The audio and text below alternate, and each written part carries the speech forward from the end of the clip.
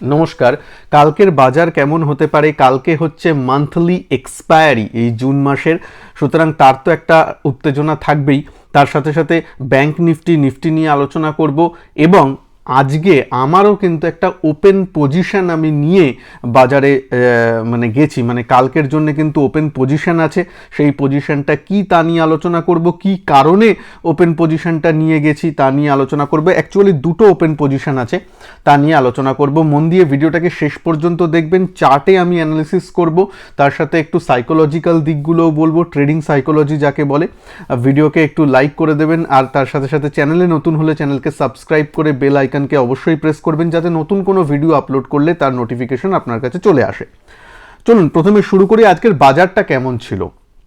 Nifty আজকে সকালের এই সময়টা যদি দেখেন সাইডওয়েজ গেছে, একটা গ্যাপে ওপেন হয়েছে, একটু গ্যাপ ফিল করতে এসেছিল, ঠিক সেই অর্থে গ্যাপ ফিল করেনি, কিন্তু তারপর আবার উপরে গেছে, নিচে গেছে, এরকম করছে।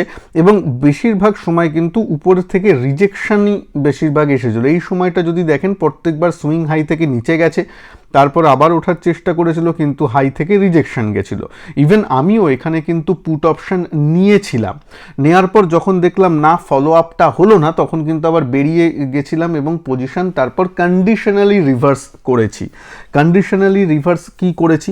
কন্ডিশনালি রিভার্স হচ্ছে, দেখুন 18,780 থেকে 18,000 এই লেভেলটা যদি আপনি কিছুদিন আগে যান ডেইলি ক্যান্ডেলে, এইখানে কিন্তু সবসময় একটু বাধার দিক হচ্ছিল, এই দিকগুলো একটু বাধার দিক হচ্ছিল, কিছুতেই যেন এর উপরে তেমনভাবে ক্লোজিংগুলো আসছিল না। দেখুন এই সব জায়গায় গিয়ে থেমে যাচ্ছিল দিনেরগুলো, তারপর একদিন উপরে খুললেও তারপর সাথে সাথে নিচে এসেছে। তারপরের দিনও দেখুন একটা ডোজি টাইপের তৈরি হয়েছে, ওই 800, তারপর উপরে গেল, আবার সেই নিচে চলে এলো। ওই 18,800 জোনটা যেমন কেমন যেন একটু থতমতো ব্যাপার যেন আছে। তাই জন্য কন্ডিশনাল ব্যাপারটা কি ছিল, যদি 18,800 উপরে যদি নিফটি স্টে করে বা নিফটি ক্লোজিং দেওয়ার মতো সম্ভাবনা দেখা যায়, তাহলেই আমি কল অপশান বাই করব এবং সেটাকে ক্যারি করব। এবং ক্যারি করা যায়, ধরুন naked call option risk measure অনুযায়ী যদি করেন আলাদা ব্যাপার, মানে কি বলে বুল কল স্প্রেড হয়, অনেক রকম স্ট্র্যাটেজি করে যাতে রিস্কটা মিনিমাইজ থাকে, সেই অনুযায়ী করে ওভারনাইট কিন্তু রাখা যেতে পারে। যাই হোক, আমিও অ্যাজ এ ডিসক্লেমার, আমিও আমার মানে বুলিশ সাইডে নিফটিতে পজিশন নেওয়া আছে, আজকে সেটা আমি ক্যারি করছি। এটা গেল আমার প্রথম পজিশন। আমার কিন্তু আরও একটা পজিশন ওপেন আছে, সেটা নিয়েও কথা বলবো। ঠিক আছে, তো কারণটা বোঝা গেল, যেহেতু 18,800 উপরে নিফটি যেহেতু স্টে করেছে, নিফটি যেহেতু ওর উপরে ব্রেকআউট দিয়েছে এবং ওখানে স্টে করেছে, ক্লোজিংটা দিয়েছে ক্লোজিং বেসিসে, তাই জন্য করা হয়েছে। এবার কালকে কি মানে ছুটিটা কিন্তু শিফট হয়ে গেছে 29th অফ জুন, মানে তাই জন্য 28, মানে কালকের দিনে এক্সপায়ারি হবে এবং পরশু দিন ছুটি থাকবে বাজার, এটা আপনারা মাথায় রাখবেন। এবং কালকে হচ্ছে মান্থলি এক্সপায়ারি। নিফটি প্রত্যেক দিন আমাদের এর আগের সপ্তাহ বা আগের 1-2 সপ্তাহ ধরে আমাদের কিন্তু একটু ঝোলাচ্ছে, মানে দেখাচ্ছে যেন আমি লাইফ হাই বানাবো করেও আর বানালাম না, মানে এমন টান উত্তেজনার ব্যাপার চলছে। তো কালকে কি সেই উত্তেজনার অবসান হবে? দেখা যাক কি হয়। আমি তো একটু হলেও আশাবাদী, হয়তো কালকে হবে না, কিন্তু ধরুন এই উইকে হলো বা পরের উইকে হলো, নিফটি যে চাল দেখাচ্ছে তাতে কিন্তু ওর মানে যতই হোক 18,800 কাছাকাছি গিয়ে শেষ করছে। ধরুন 650-700-তে নেমে আসছে, আবার কিন্তু 800-র কাছে যাচ্ছে। এটার মানে বোঝা যায় যে ও লাইফ হাইকে চ্যালেঞ্জ দিতে রেডি আছে। কালকেই হয় কিনা, কালকে হলে তো যথেষ্ট ভালো, একটা সেলিব্রেশনের দিন হবে এবং মান্থলি এক্সপায়ারিও আছে। যদি মন দিয়ে লেভেলগুলো মনে রাখবেন, যদি লাইফ হাই কালকে করে টিকে যায়, কালকে যদি লাইফ হাই করে টিকে যায়, টিকে যাওয়া ওয়ার্ডটা খুব ইম্পর্টেন্ট, বেশি আর দূরে নেই, মাত্র 80 পয়েন্টের মতো, 70-80 পয়েন্টের মতো যদি টিকে যায়, তাহলে কিন্তু একটা শর্ট কাভারিং র্যালিও আসতে পারে। যেহেতু বাজারে কিছু অত্যুৎসাহী লোক থাকেন যারা শর্ট করে, মানে লাইফ হাইয়ের সামনেও শর্ট করে থাকেন, তো সেই তাদের শর্ট কাভার তখন টেকনিক্যাল চার্ট অনুযায়ী করতে তারা বাধ্য হবে। সেই জিনিসগুলো কিন্তু একটু দেখার বিষয়। যদি ওই 1887, 18,900 এগুলো ক্রস করে টিকে যায়, কিন্তু তার জন্য তো প্রথমে 18,850 এসবগুলোকে ক্রস করতে হবে, রাইট? তো সেইটা আগে দেখে নেব চার্টে যে কালকের জন্য ইম্পর্টেন্ট লেভেলটা কি। প্রথম ইম্পর্টেন্ট লেভেল হচ্ছে 18,800, ঠিক আছে? 18,800টাকে ওকে হোল্ড করতে হবে প্রথম কথা। তার জন্য কি এবার কি একটা গ্যাপ আপ পাওয়া যেতে পারে? তার জন্য বিদেশের বাজার একটু দেখে নিই আমরা। বিদেশের বাজার যদি দেখেন ইন্টারন্যাশনাল মার্কেটে কি চলছে, ইন্টারন্যাশনাল মার্কেটে যখন ডাও জোন্স এখন চলছে, এখন রাত্রে 9টা মোটামুটি বাজে, 140 পয়েন্ট কিন্তু ডাও জোন্স পজিটিভ। ওদের যে রাসেল 2000 মানে স্মল ক্যাপ ইন্ডেক্সটাও 1% plus, 0.83%, Nasdaq plus 0.6%, S&P 500 plus, সুতরাং বুলিশ মনোভাব আছে। ইউরোপও মোটামুটি পজিটিভে বন্ধ হয়েছে। আরেকটা যে ওদের ভিক্সও একটু কমার দিকে, 4% ভিক্স কুল অফ হয়েছে, সুতরাং এটাও একটা ভালো দিক। সেই আবার এক কথা দেখুন, US recession is coming this year, HSBC warn করছে। আচ্ছা, মর্গান স্ট্যানলে বলছে হয়তো এই সেকেন্ড হাফে না, 2024-এর প্রথম দিকে হয়তো ইউএসের রিসেশন হবে। আমার মনে আছে, আপনারাও জানাবেন মনে আছে কিনা, 2023 মানে আগের বছরে ওরা বলছিল 2023-এর প্রথম হাফে ইউএস রিসেশনে যাচ্ছে। তারপর বললো না, প্রথম হাফে হয়তো হবে না, সেকেন্ড হাফে রিসেশন যাবে। এখন অলরেডি সেকেন্ড হাফ চলে এসছে। হ্যাঁ, এখনও রিসেশনের তেমন নামগন্ধ নেই। ওদের জব ডেটা খুব একটা খারাপ আসছে না, ঠিক আসছে, ঠিকঠাকই চলছে, খুব একটা ইকোনমি যে বসে গেছে তা নয়। মানে এরকম প্রত্যেকবারই বলবো যে বাগ আসছে, এবার যেদিন আসবে সেদিন বলবো যে এই দেখো বলেছিলাম মিলে গেছে। মানে এরকম যে বিদেশের এই যারা মানে বিভিন্ন যে রেটিং সংস্থা বলুন বা বিভিন্ন অ্যানালিটিক যারা রিপোর্ট বার করে, এদের উপর না মাঝে মাঝে আমাদের মনে হয় যে এরা কি দেখে যে জিনিসগুলো করছে আমি জানি না। হ্যাঁ, কারণ জানেন ভারতের ক্রেডিট রেটিং হচ্ছে জাঙ্কের থেকে 1 নচ উপরে মাত্র ক্রেডিট রেটিং আমাদের, জানেন তো ওয়ার্ল্ডে। এই জন্য মুডিজরা যারা আমাদের রেটিং ফেটিং করে তাদের সাথে সেদিনকে বৈঠক ছিল, যেখানে অন্যান্য দেশ যেগুলো মানে ইউরোপের যে ছোট ছোট দেশগুলো আছে যাদের জিডিপি থেকে বেশি ধার নিয়ে বসে রয়েছে, প্রচুর তাদের এই আছে, তাদেরও রেটিং আমাদের থেকে বেশি। ইভেন আমাদের এখানকার আমাদের সাউথ ইস্ট এশিয়ান যে কান্ট্রিজগুলো আছে কয়েকজন, তাদের থেকেও আমাদের মানে তাদের রেটিংও আমাদের থেকে ভালো, ভারতের থেকে ভালো। সেখানে ওয়ার্ল্ডের এত বড় ইকোনমি, ইন্ডিয়ার রেটিং কম করে রেখেছে। যাই হোক, সেই নিয়ে আর কি বলবো, কিন্তু আপনারা কমেন্ট করে জানাবেন যে আপনাদের কি মতামত এই জিনিসগুলো। সুতরাং মানুষ আর এগুলো খায় না তেমন। হ্যাঁ, মানে রিসেশনের খবর এসেছে আর ডাও জোন্স 140 প্লাস, তার মানে এদেরও বোঝা উচিত, এই যে যারা রিপোর্টগুলো বার করছে, যে এই রিপোর্টকে আজকাল স্ট্রেট ওয়ে মার্কেট পাত্তা দিচ্ছে না। যখন হবে তখন দেখা যাবে মার্কেট আরও অনেক চালাক হয়ে গেছে, মার্কেট অনেক বুদ্ধিশালী, এখন মার্কেট অনেক বেশি পরিপক্ক। হ্যাঁ, এখন রিটেল ইনভেস্টররাও দেখুন না অনেক বেশি পরিপক্ক। 5 বছর আগে যেমনভাবে বোকা বানানো যেত, এখন তেমনভাবে বোকা বানানো যায় না রিটেল ইনভেস্টরদের। হ্যাঁ, তবে কি একদমই বোকা বানানো যায় না? অনেকে হয়তো এরকম করে। হ্যাঁ, অনেক অপারেটরদের গেম এখনও থাকে, এই সব হয়, সবই চলবে, কিন্তু তুলনামূলকভাবে অনেক কম, যেহেতু অনেক এখন মানুষ জাগরুক হচ্ছে দিনের দিন, তাই না? তো যাই হোক, এই নিয়ে আপনার মতামত কমেন্ট বক্সে লিখবেন। তো দেখা যাক, তো মোটামুটি ইউরোপের বা ইউএসের মার্কেট ভালো চলছে। এবার তার জন্য যদি একটু গ্যাপ আপ যদি হয়, আমার তো গ্যাপ আপের থেকে ইচ্ছা যে সেম লেভেলে খুলে আস্তে আস্তে যদি বাড়ে, আস্তে আস্তে যদি প্রাইস অ্যাকশন করে বাড়ে, সেটা বরং অনেক ভালো হয়, রাদার দেন যে গ্যাপ আপ হলো তারপর একটা প্রফিট বুকিং চলে এলো, তাহলে হবে না। যদি সত্যিকারের একটু নিচেও খোলে বা মোটামুটি একই লেভেলে খুললো তারপর বা লাইফ হাইকে চ্যালেঞ্জ করে উপরে গেল, সেটা একটু ভালো দিক হতে পারে। যাই হোক, আমার তো পজিশন আছে, আমি যে ডিসক্লেমার বললাম।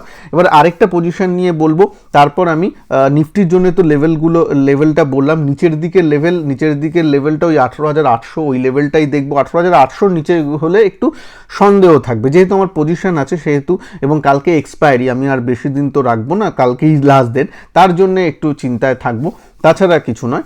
18,800 নিচে।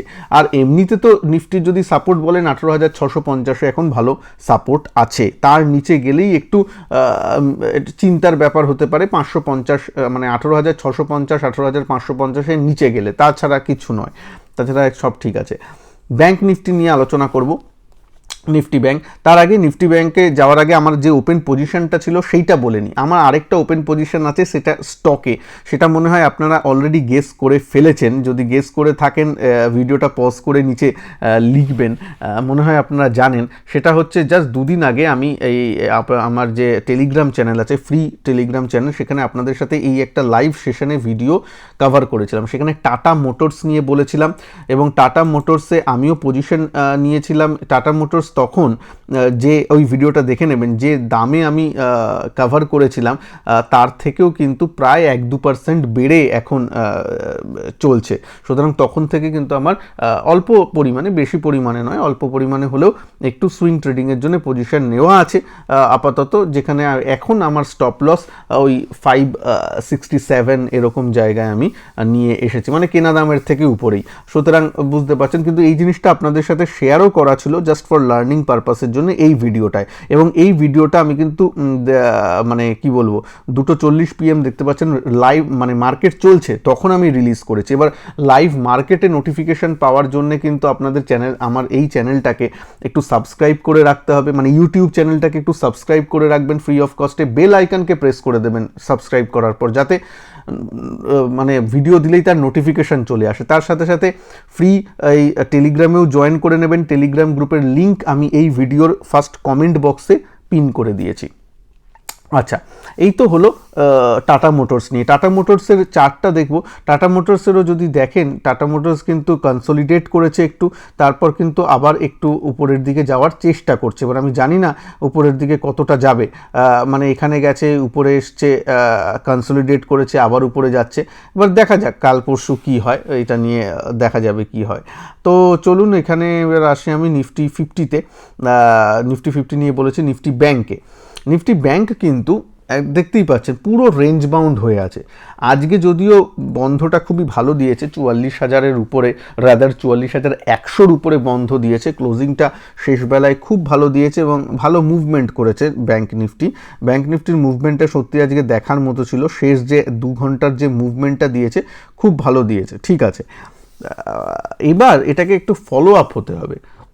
ফলো আপটা কীভাবে হতে হবে, যে কালকেও কি সেইভাবে করছে, কারণ মাল্টিপল জায়গায় যতক্ষণ না এই হাইকে আবার ক্রস করছে 44,425, ততক্ষণ তো মানে বলা যাচ্ছে না যে ও রেঞ্জ ব্রেকআউট হয়েছে, ও তো রেঞ্জের মধ্যেই আছে। হ্যাঁ, তবে একটা ভালো যে 44,000-এর উপরে গেছে, যেটা আমি আপনাদের সাথে বারবার শেয়ার করছিলাম, যে 43,600 থেকে 43,700 কিন্তু একটু সাপোর্ট জোন। দেখুন ওই জোনটা থেকেই কিন্তু এইসব দিকে, ওই সব জোনেই কিন্তু অনেক দিন ধরে ও ছিল এসব দিকে। হ্যাঁ, +- 50 পয়েন্ট কখনো ক্লোজিং বেসিসে বলছি, +- 50 পয়েন্ট এদিক ওদিক হচ্ছে, কিন্তু ওই 600-700 ঘুরে ফিরে আবার ওই সব জায়গাতেই চলে আসছে। তো সেটাও একটা বুলিশ দিক। এবার দেখা যাক কালকে নিফটি কেমন থাকে, এবং নিফটি ব্যাংকের যদি একটু পজিটিভ ব্যাপারটা থাকে, সেটা কিন্তু নিফটি 50-কে লাইফ হাইয়ের উপরে চলে যেতে যথেষ্ট সাহায্য করবে। তো আপনাদের কোনো ওপেন পজিশন আছে কিনা জানাবেন যদিও। তবে একটা কথা বলি, মার্কেট এখন কিন্তু একটু ভোলাটাইল হয়ে গেছে। যদি দেখবেন এই যে মুভটা যে এসেছে, শেষের দিকে একটু মুভ এসছে। প্রথম দিকে দেখুন এরকম ডামাডোল পরিস্থিতিতে চলছে, আপনি এইদিকে বাইংয়ে ভাবলেও ভাববেন না, কারণ এখানে নেগেটিভ।